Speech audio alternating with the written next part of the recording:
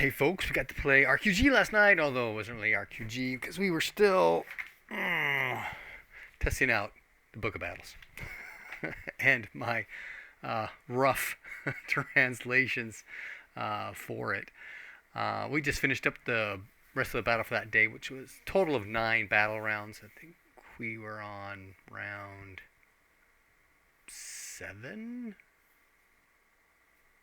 last session. But anyway, so I had missed interpreting missile fire for wins and losses, and I was also not accounting for magic's cast from the other side.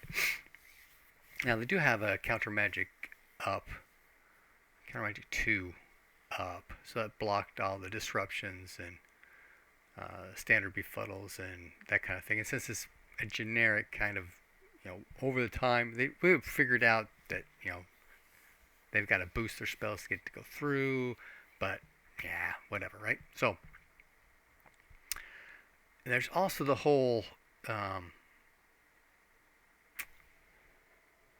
understanding of knights wins versus knights losses and knights ties.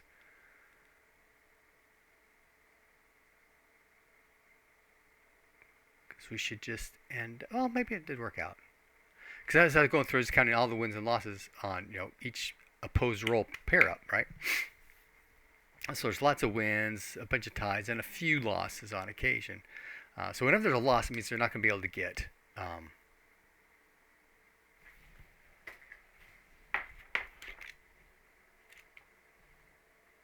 a triumph. But they're going to win every single time because of ties and wins, right? There's going to be lots and lots of ties, technically, of both regular successes, right? That's only when there's a difference in the success levels from Runequest that differentiates a tie from a win-loss. And that kind of also affected the unit leadership role, because we don't really have these partial successes that Pendragon has. So I need to try and figure out how to make modifications for that to work. Well, maybe because if the opponent has a higher success, that's a loss. Yeah, so I have to figure.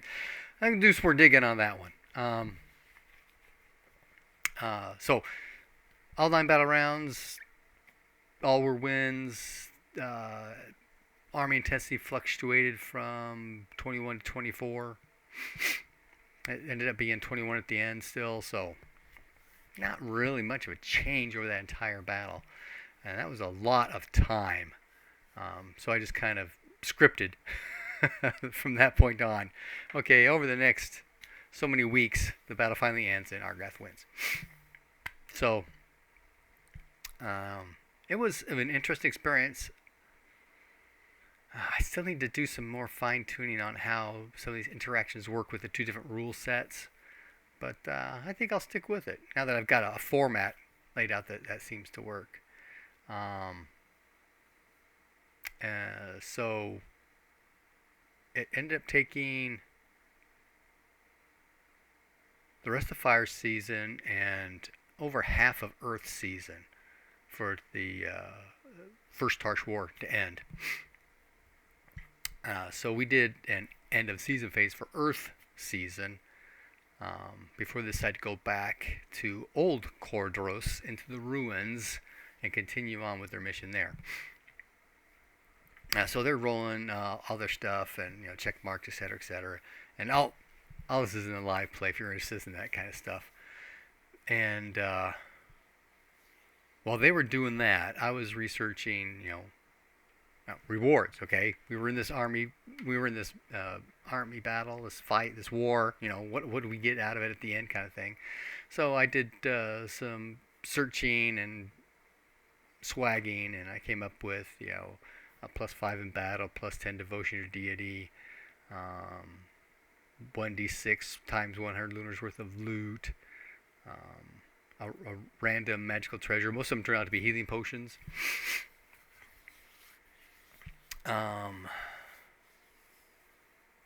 Oh, and there was, during the battle, there had been some dragon magics going on, and at the end, Argrath holding a dragon ceremony, so I gave everybody a plus 3% on their draconic mysticism. I also get plus 3 to the one illuminated to increase his illumination. But that pretty much ended that. All in all, it was an interesting experience. And there is rightfully some confusion on between this is what we do in a melee round versus what we're doing during a battle round, right?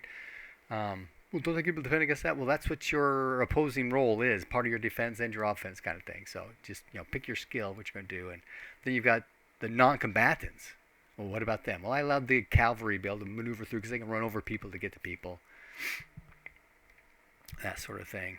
So there were times where that became significant. For some reason, Miriam just got nailed again and again and again, whereas Summer kept getting out of the way. It was interesting, all in all. But they, got to make some check marks, got some rolls. We got to see how the battle system worked. What else? Got some rewards. Oh, they did have for the end of season, Earth season phase. They did the